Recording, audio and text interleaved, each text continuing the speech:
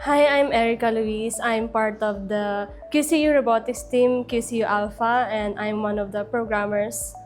Mula childhood ko po, interested na po talaga ako sa mga technologies, science, math, and then nung college po, pinili ko po yung IT kasi since marunong na po ako ng hardware, naisip ko po na what if software naman po yung maging specialty ko para makakamit ko rin po talaga yung passion ko sa robotics po. Nakita ko po yung enrollment sa QCU, free tuition po, and then nakita ko po sa FB page po ng QCYDO na may scholarship nga po for QC residents. So, nag-apply po ako doon. Natanggap po ako noon. Malaking tulong po yun sa amin kasi dahil po doon, napagsabay-sabay po kaming mag-aral na 5 magkakapatid.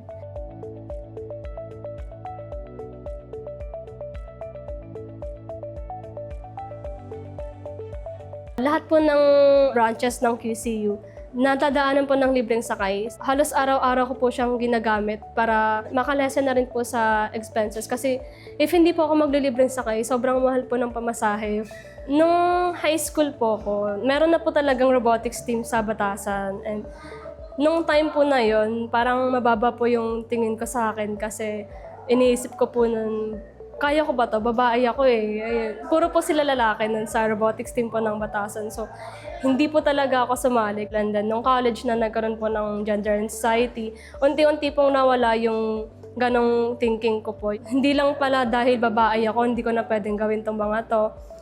Nung nagkaroon po ako ng chance na sumali dito sa robotics, inisip ko po na kahit nag-iisa lang akong babae, itatry ko pa rin po. Kasi what if hindi ko po siya itry, hindi na po talaga magkakaroon ng chance na, ayun pa, ma-pursue ko po yung passion ko. Unang pasok ko pa lang po dito sa robotics lab, na-feel ko po agad na ang safe ko dito. Hindi po nila pinaramdam sa akin na dahil babae ako, ito lang yung task ko.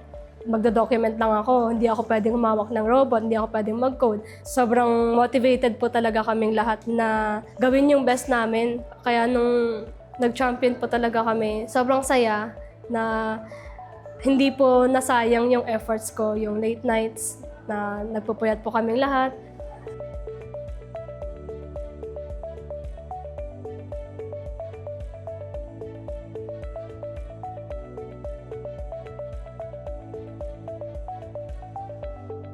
Bilang babae po, nakaka-proud po kasi napatunayan ko po sa sarili ko na hindi ako babae lang.